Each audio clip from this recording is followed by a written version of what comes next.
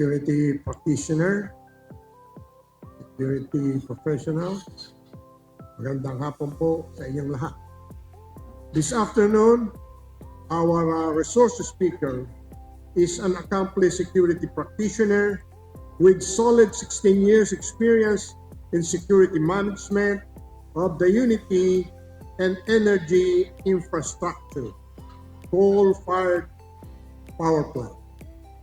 He holds the record of being the first security officers of the largest power plant in Luzon and the first security manager of the first coal-fired plant in Mindanao. Excellent relationship building with success, informing sustainable relationships. Speaker is a certified protection professional. Medyo shortcutting ko na po at 3 page yata ito. Uubusin ko yung oras niya. He is also a certified expert, certified fraud examiner. He is also certified crisis manager. Ladies and gentlemen, please join me in welcoming our resource speaker this afternoon, Dr. Neil M. Tihana.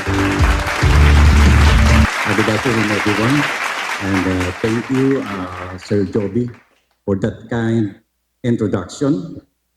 I'm very excited to share to you the insights and also the discussion by delving in this topic. We dive into this topic.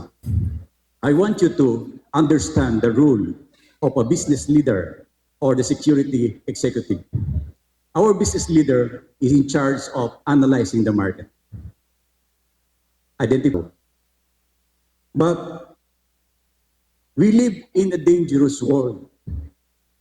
Natural disaster, man-made or man-created disaster, technological risk. With the management, our bosses, we must be prepared in selling this identification of gaps and vulnerabilities and identifying the key resources that will help you in maintaining the business operation. So we plan for compounding events aside from the poly crisis. No, for example, in 9/11, we must also deal with poly crisis. No, nowadays we are confronting with discussing the advanced concept in business continuity in crisis management. We will introduce you. So here are the major crisis model. Uncertainty. As knowability decreases, making meaning to our organization. The information will be coming from us, no, so that the management can focus on the bathtub jury. You will note that in crisis management, we are performing the role of being a sense maker.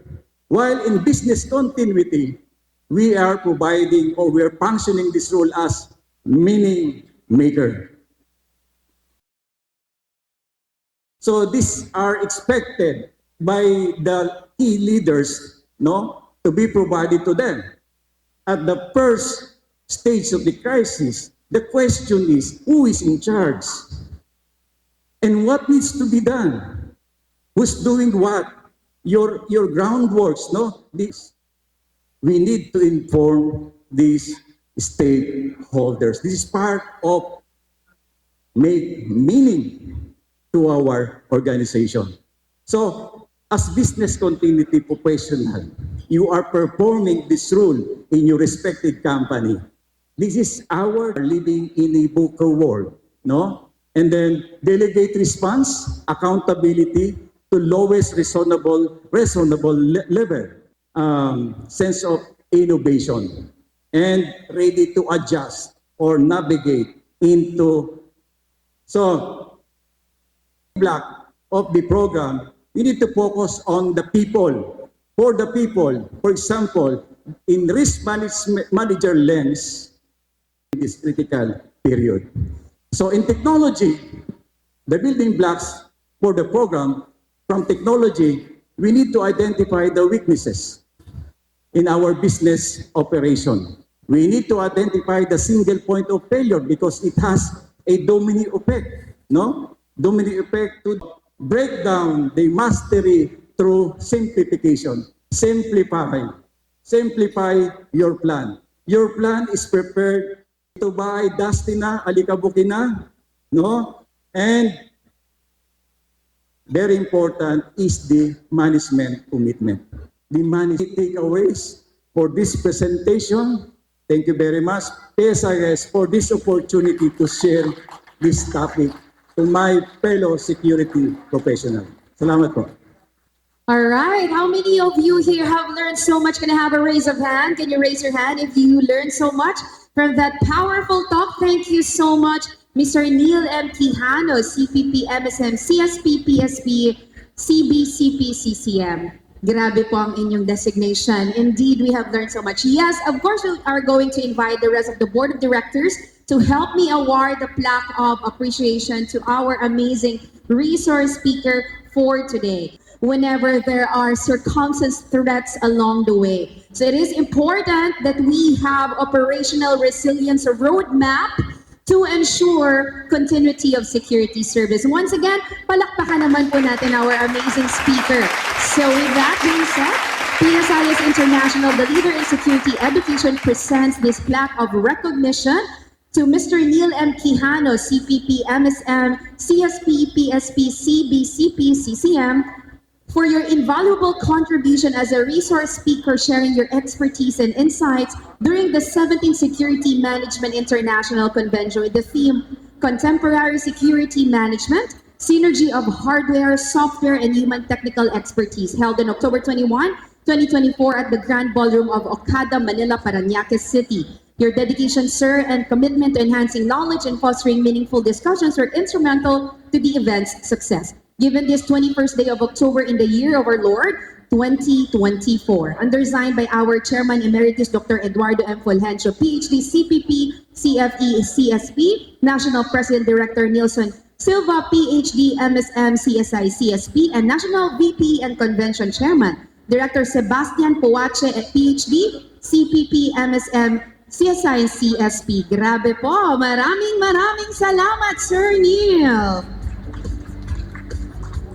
We are not done yet as we are going to opportunity with the rest of our board of directors. Smile to the camera. One of the members of ASIS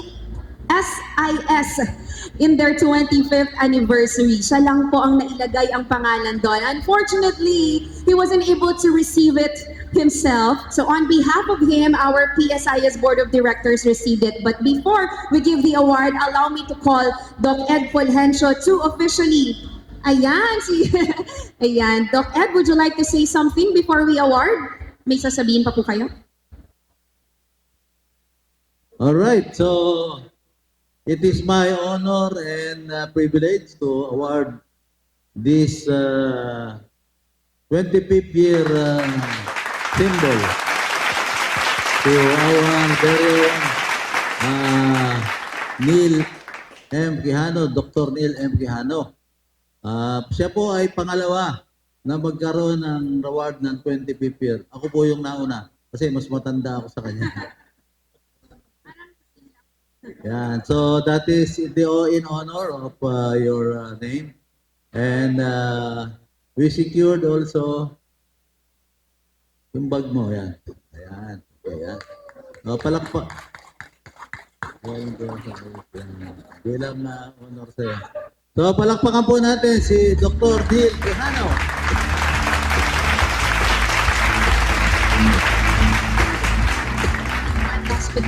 One last picture with the award. I'll be calling one of our board of directors as well. Put your hands together for Director Francia S. Virtudazo, CSB. Palakpakan naman po natin. Good afternoon, everyone. Ladies and gentlemen, esteemed guests and colleagues, it is my pleasure to introduce our next speaker. She is a trailblazer in the field of occupational safety and health with over 10 years of dedicated experience. A graduate of Bachelor of Science in Electrical Engineering from the prestigious Mapua Institute of Technology. He is now a Safety Officer 3 and proudly serves as the Board of Director for membership at the Business Continuity Management Association of the Philippines.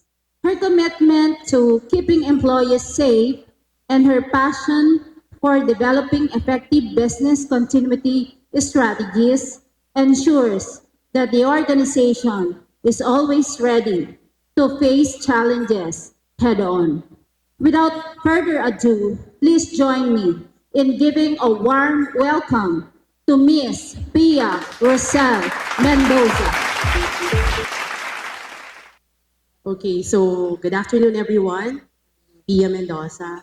Actually, this is my first time to attend the PSIS. So I'm very grateful and thankful to PSIS for inviting me and for the chairman of this convention, Sir Baste. Thank you for inviting me to be one of the speakers or resource speaker for this afternoon. So my topic is synergy of safety, security, and business continuity. So in the workplace, we usually have three challenges. Actually, madami tayong challenges, but we just quantify it to the three main challenges. First is the physical safety hazard, the security hazards, and cybersecurity threats, and operational disruptions. When we talk about physical safety hazards, it's the workplace conditions, situations that can cause bodily harm, injury to employees. Usually, tatlo yan eh. Slip, trip, and fall. Bakit ba tayo nadudulas, natatalisod, or natatitipalok, or natatipalok? Tapilok, sorry. So, slip, usually, kapag may mga uneven carpeted, na medyo may taglay, text ng text, hindi niya nakita. Natalisod. Or natapilok. Meron tayong mga office mates na matataas, yung mga heels. So usually pag carpeted, no, like this one, minsan pag uneven yung pagkalagay or pagkaayos, pagkalatag, ayun, yun yung mga nagiging reason ng slip, trip, at pag fall naman, minsan bigla nag-brown out or hindi ka agad nakafocus doon sa ginagawa ng empleyado. Ito yung mga common physical safety hazards. And the other form of physical hazards are electrical hazards. Yan, common yan sa Pilipinas. Sabi nila, electrical faulty wirings or mga unexposed wirings, improper grounding, extension wires.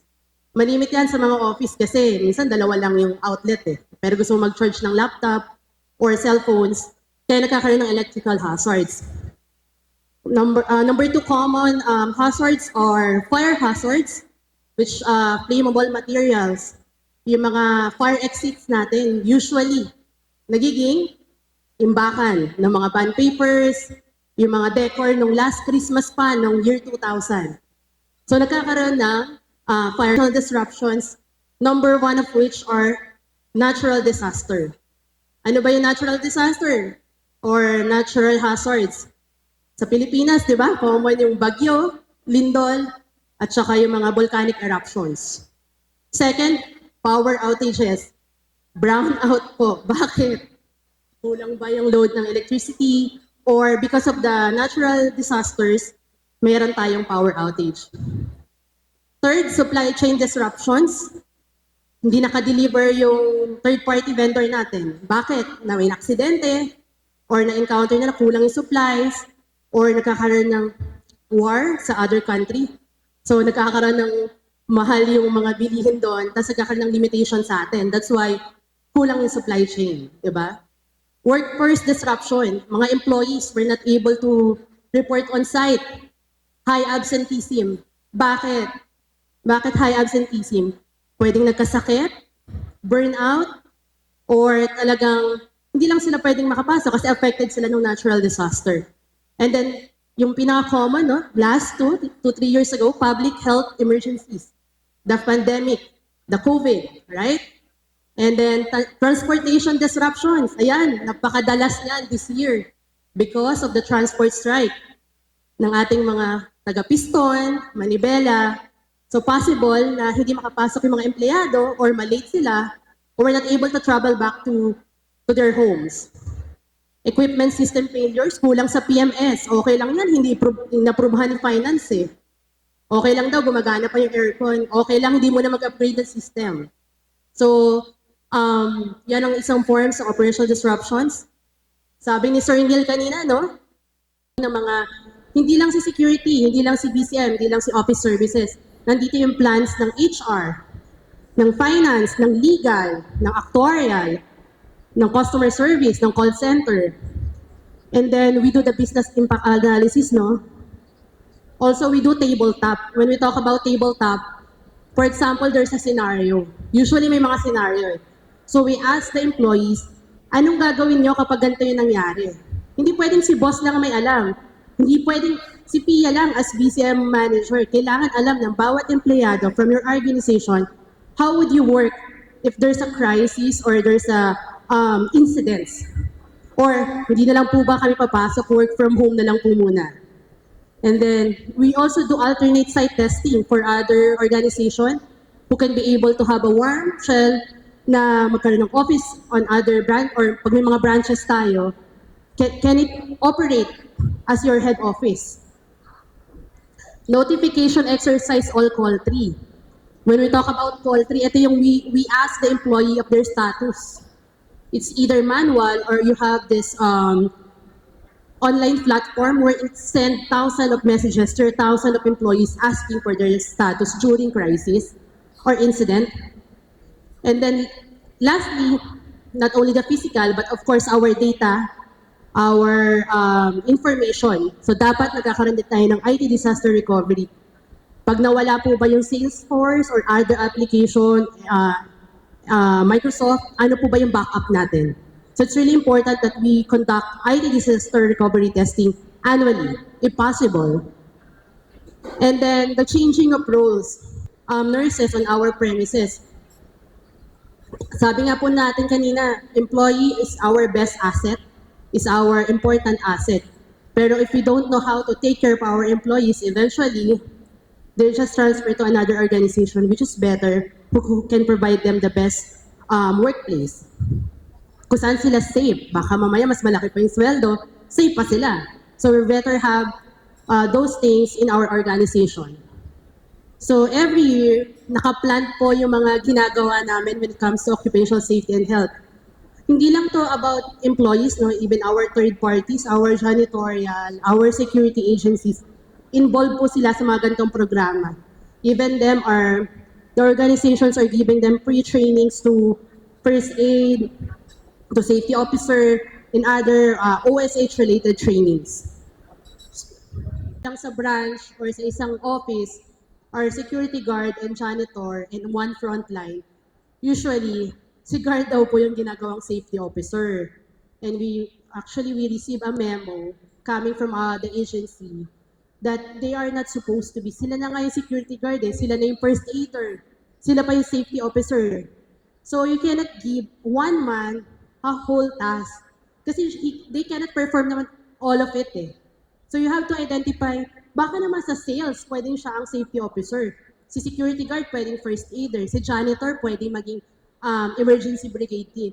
But it's really, believe me, in safety world, napakahirap maging guard assigned sa mga branches kasi usually, they are being forced given a task. Then without them having the proper training or certifications required. Also, when we talk about occupational safety and health, we promote the safety of our employees by providing them email blasts regarding the COVID-19 updates, the extreme heat, recently, influenza and mpox, and the walking pneumonia when we started the year. So we provide information vital to our employees and our third parties. Also, when you have it, call 3 po, pinaka-importante, notification exercise. It doesn't matter if you have the system or just manual. Pwede naman mag-text blast talaga eh. Parang if you have employees na for example, 1,000, alam ba lahat ng boss kung anong status ng employee nyo kapag nabaha ba sila, affected ba sila ng transport strike?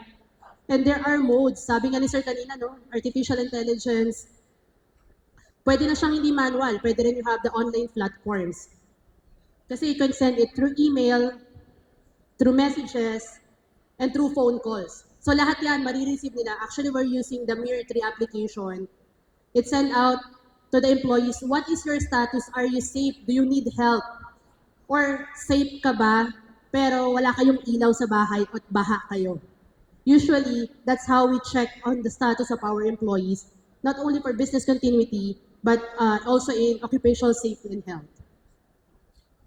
And then, dito medyo mas... Thank you so much to our resource speaker, Ms. Pia. We are again inviting the rest of the board of directors to please share the center stage with us for. So with that being said, can I please invite again our VVIPs to join us on stage? And thank you so much for speaking about synergy of safety, security, and business continuity. We have learned such essential matters today at this segment that definitely we are going to use in our organization.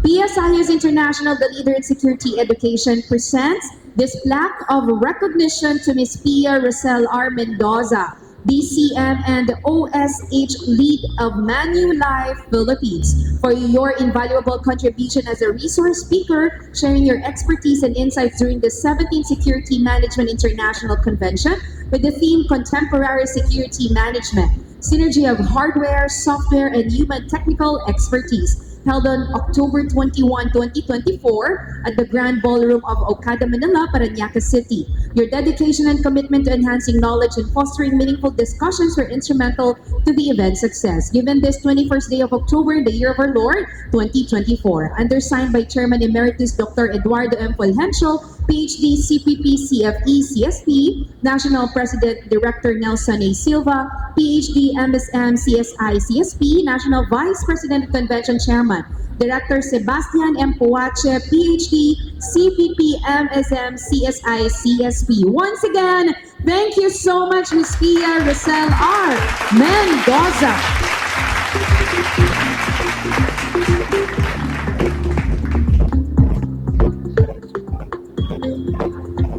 We are actually on time, ladies and gentlemen.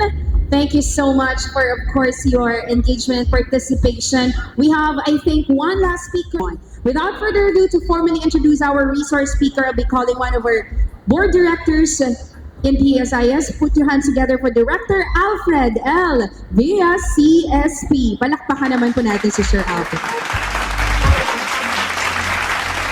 Good afternoon, ladies and gentlemen. And for our next guest speaker, he is currently designated as the OICA Director of Cybersecurity Operations Office, Directorate for Cyber Intelligence and Weapons of Mass Destruction of the National Intelligence Coordinating Agency.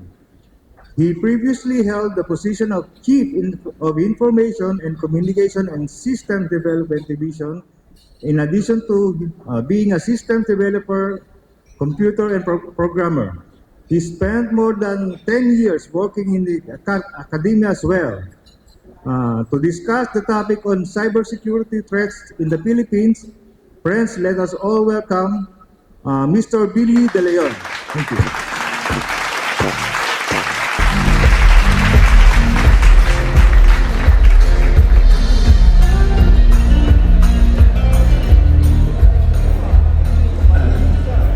Good afternoon. Good afternoon, everyone. Chairman Emeritus Dr. Eduardo M. Fulgencio, sir. Chairman of the Board, Director Joey A. Gutierrez Jr., sir. National President Director Nelson A. Silva, sir. National Vice President and Convention Chairman Director Sebastian M. Puache, sir. Convention Co-Chairman Director Juanito S. Loa, sir. National Director Director Edward B. Parocha, sir. National Director Director Grace M. Martinez, ma'am. And National Secretary Director Larry T. Franco, sir. And all of the Board of Directors, good afternoon. Thank you for having me. I'm Billy De Leon from the National Intelligence Coordinating Agency. I am currently designated as the Director for Cyber Security Operations Office under the Directorate of Cyber or we have the policy and the regulations with our security. There is no absolute security. And that is why it is very important for us to be able to identify the risk assessment, the business impact analysis, especially the BCP, the Business Continuity Plan. Okay. Cybersecurity affects virtually every facet of human existence, from criminality, laws, regulations, jobs, critical infrastructures, new technologies, governance and management, diplomacy, and logistics and supply chain. Now, the US-based cybersecurity magazine Ventures predicts that cybercrime will cost the world $9.5 trillion in 2024.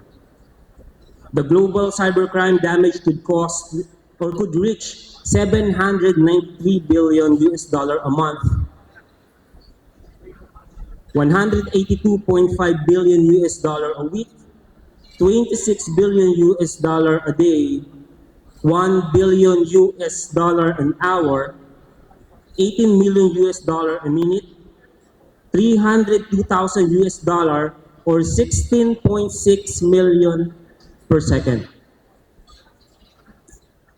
Meanwhile, the NICA's cyber intelligence monitoring have identified a concerning trend of cyber vulnerabilities affecting government and private organizations. Between January and September 2024, we detected 178 incidents, 140 of which originated from government sectors, which is very alarming. On the 140 cyber incidents we have identified, a significant 39% or 55 incidents impacted the education sector. This breakdown includes 39 state-owned institutions and 16 privately owned schools. Our analysis of 178 cyber incident reveals a surge in attacks during April and July, with 32 and 29 incidents respectively. The education sector was particularly vulnerable, experiencing 10 cyber incidents in April alone. The persistent threat landscape is evident as both the public and private sectors face increased vulnerabilities. Notably, May and June witnessed attacks across multiple government sectors, including the Philippine National Police and the Department of Environment and Natural Resources. July data highlights a concerning trend with the education and healthcare sectors as top targets. Now this chart, it visualizes our analysis of the monthly attack landscape, wherein the blue bars represent the overall number of attacks detected each month, while the orange bars highlight a predominant attack type. Additionally, the gray bars indicate the number of attacks attributed to the threat actors with the highest attack each month. Now, what does these numbers mean? It means that the Philippines is bleeding data. And the cybersecurity threats have become a growing concern, posing a significant risk to government and private institutions. Cyber criminals leverage tactics like ransomware. Cybercrime is also becoming more profitable, which is very obvious, encouraging more individuals and groups to engage in illegal activities. The proliferation of hacking tools on the both open and dark web has also lowered the barriers to entry into cybercrime. That's why my professor said in cybersecurity, which is harder, to defend or to attack? That's his question. What's harder? Is it to defend or to attack? We in the security, we are on the proactive, right? We all understand that an attack is inevitably will come. So we try to ready ourselves when that time comes. So again, to answer the question, what's harder in cybersecurity? Is it to attack, to hack, or to defend? To defend, we need skilled people. We need appliances which cost millions. We need equipments. But to attack, we can have a teenager on his basement using a pancit canton trying to hack your website. So among other concerns, the agency's soar high agenda underscores the necessity of enhancing its cybersecurity capabilities to address the increasing threats to our information and communication infrastructures. The agency has expanded its concept and coverage of the Philippine territory to include airspace, terrestrial space, sea and undersea, and cyberspace. It also focuses on the cognitive domain, both as a medium for accomplishing the agency's mission and as a target of the enemy's influence, interference, or attack. So this is the EO 54, the Executive Order 54. So after the NICA was recently expanded by Executive Order 54, which established to adopt the NSCP 2023-2028 as the national blueprint for the integrated development and strategic direction of cybersecurity. The NICA will be the lead agency in charge of setting up the National Cyber Intelligence Network, or what we call NCIN. The NICA will be the fusion center, where in that center will be ingesting cyber threat intelligence from different agencies and different entities, and even in the private sectors. The CIFC, or the Intelligence Fusion Center, will be a centralized hub for intelligence collection, processing, and dissemination. Now, gone are the days wherein the intelligence effectively address cyber threats. Establishing and operationalizing the CIFC as soon as possible is important to ensure effective cyber intelligence sharing across government and even the members of the PSIS, which is the private sector stakeholders. That will be all. Thank you very much. Indeed, what a timely and essential and relevant topic about cybersecurity. Marami pong salamat. So please, to our VVIPs, please make your way up on stage together with recognition to Mr. Billy L. De Leon for your invaluable contribution as a keynote speaker, sharing your expertise and insights during the 17th Security Management International Convention with the theme Contemporary Security Management, Synergy of Hardware, Software, and Human Technical Expertise, held on October 21, 2024 at the Grand Ballroom of Okada, Manila, Parañaque City. Your dedication and commitment to enhancing knowledge and fostering meaningful discussions were instrumental to the event's success. Given this 21st day of October in the year of our Lord 2024, undersigned by our Chairman Emeritus Dr. Eduardo M. Fulgencio, PhD, CPP, CFE, CSP, National President Director Nelson A. Silva, PhD, MSM, CSI, CSP, and National Vice President and Convention Chairman, Director Sebastian M. Puache, PhD, CPP, MSM, CSI, and CSP. Marami pong salamat.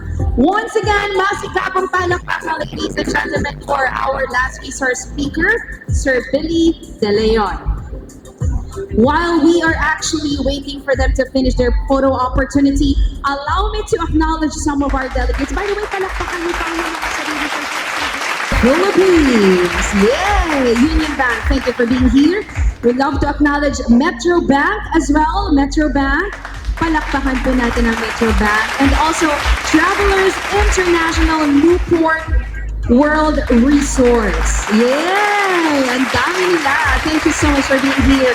And of course, make some noise, Popcorn. Where are you? At the back. Thank you for coming. And also, Urban Security Agency. Woohoo! On that table. Thank you, guys. And also, Dito Telecommunity. Yay! Thank you so much. And also, and for the last time, give yourselves a round of applause for being here and finishing our day 1. And we'd love to acknowledge Core and Crusader Security Agency. Ayun, madami rin sila. Thank you so much. Allow me to, of course, invite and encourage all of you to be on our day 2 in complete attendance. Okay lang po ba yun? Encourage everybody to finish our day 2 because again, let's be reminded that this event is not only for us, this is for you. Right? Thank you for coming to my concert tonight, and please come again tomorrow. In Calgary.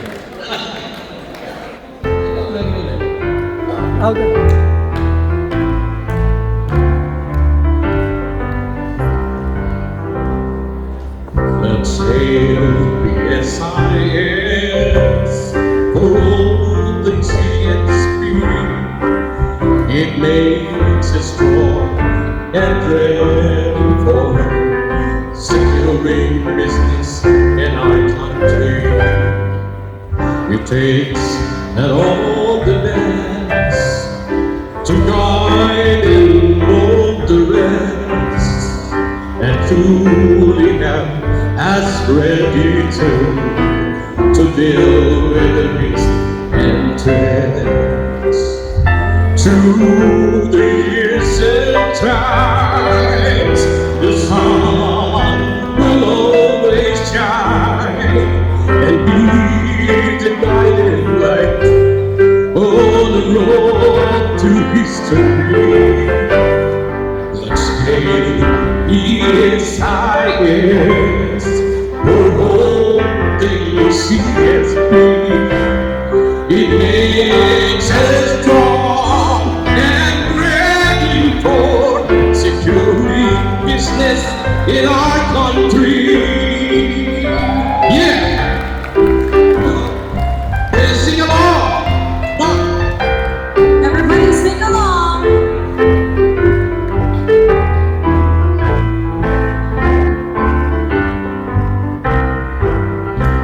Let's hail PSIS for all things CSP.